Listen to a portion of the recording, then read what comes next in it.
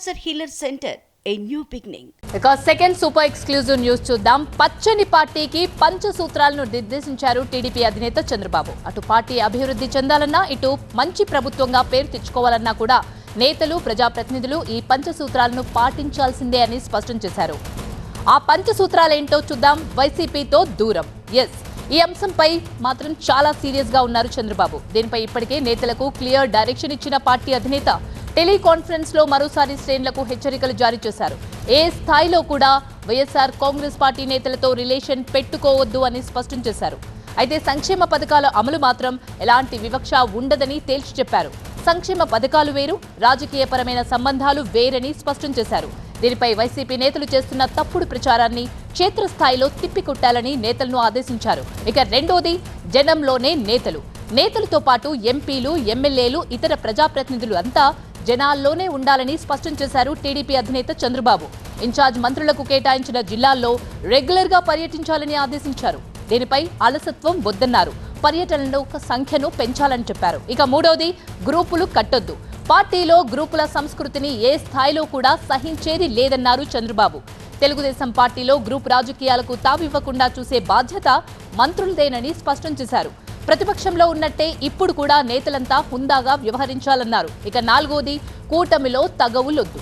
కూటమి పార్టీలైన జనసేన, బీజేపీ నేతలను కూడా కలుపుకుని ముందుకు వెళ్లాలని టీడీపీ శ్రేణులకు స్పష్టం చేశారు చంద్రబాబు.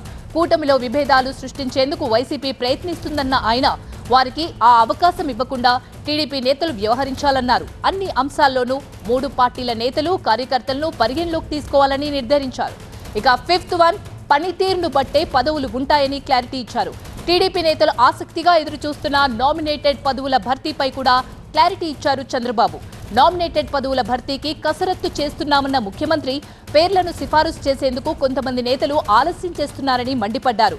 ఆయా పదవుల కోసం పార్టీకి కష్టపడిన వారి వివరాలు అందించాలని సూచించారు. నామినేటెడ్ పదవుల కోసం వచ్చిన 60,000 దరఖాస్తులను నిశితంగా పరిశీలిస్తున్నట్టు చెప్పారు. సరైన వ్యక్తులను సరైన పదవుల్లో నియమిస్తామని కూడా చెప్పారు. మొదటిసారే పదవులు రాలేదని అనుకోవద్దని, 2 ఏళ్ల పదవీకాలం ముగిశాక మిగిలిన వారికి అవకాశాలు కల్పిస్తామని చెప్పారు సీఎం.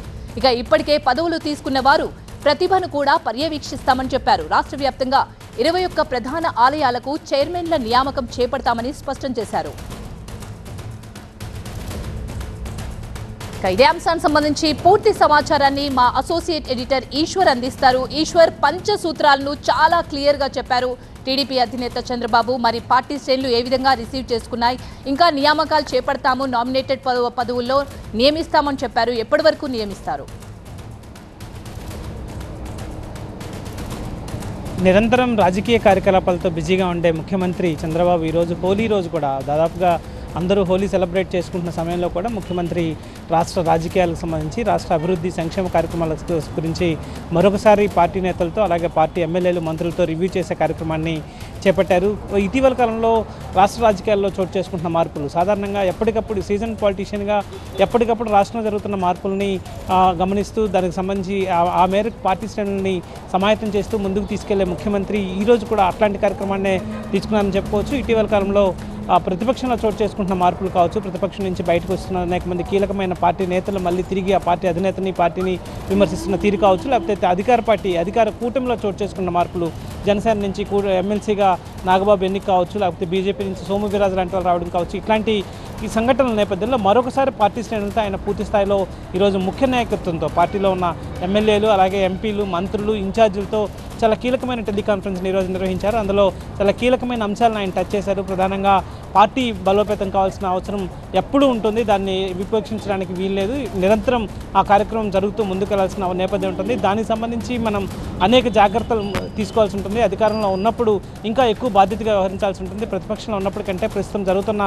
పరిణామాల నేపథ్యంలో చాలా వేగంగా ముందుకు వెళ్లాల్సిన అవసరాన్ని, అదే సమయంలో అభివృద్ధిని, సంక్షేమాన్ని ప్రజలకు చేరవేయాల్సిన బాధ్యతని తీసుకోవాల్సిన అవసరం ఉందంటూ పార్టీని బలోపేతం చేసే ఒక కార్యక్రమాన్ని ఆయన తీసుకున్నారు. అదే క్రమశిక్షణకు సంబంధించి కూడా చాలా కీలకమైన అంశాల నుంచి ఆయన చెప్పే ప్రయత్నం చేశారు. అదే సమయంలో పదవులు ఎవరైతే కష్టపడ్డారో వాళ్ళకి ఖచ్చితంగా పదవులు అందిస్తాం, అందులో ఎలాంటి సందేహం లేదు. కష్టపడ్డ వాళ్ళకి సరైన రీతిలో గుర్తింపించేందుకు పార్టీ తీవ్రమైన ఎక్సర్సైజ్ చేస్తోంది. కేవలం కొంతమందికి మాత్రమే పదవులు అనుకోవద్దు, మళ్ళీ తిరిగి 2 సంవత్సరాలకి మళ్ళీ ఇతరులకు కూడా అవకాశం ఇచ్చే కార్యక్రమాన్ని కల్పిస్తాం. పదవులను కేవలం హోదాగా మాత్రమే చూడకుండా బాధ్యతగా చూస్తూ పార్టీ బలోపేతానికి ఆ హోదాను వినియోగించాలంటూ ఆయన చెప్పే ప్రయత్నం చేశారు. అదే సమయంలో నామినేటెడ్ పదవులను కూడా వీలైనంత త్వరగా, వాస్తవానికి మార్చి ఈ నెలాఖరులోపే నామినేటెడ్ పదవులు ఇస్తామని గతంలో అనేక సార్లు చెప్పారు. తిరిగి మళ్ళీ ఈరోజు అదే పని ఆయన చేశారు. దాదాపు రాష్ట్రంలో 21 ప్రధానమైన దేవాలయాలు ఉన్నాయి. ఆ దేవాలయాల కమిటీలకు కూడా త్వరలోనే వాటికి సంబంధించిన కమిటీలు వేస్తాం. అదే సమయంలో మరికొంతమంది ఎమ్మెల్యేల నుంచి స్థానికంగా ఎవరినైతే రికమెండ్ చేస్తున్నారో, ఎవరైతే యాక్టివ్గా రోల్ ప్లే చేశారో వాళ్ళకి సంబంధించిన నేమ్స్ ఇంకా రావాల్సిన అవసరం ఉంది కాబట్టి ఆ ప్రయత్నం కూడా చేయమని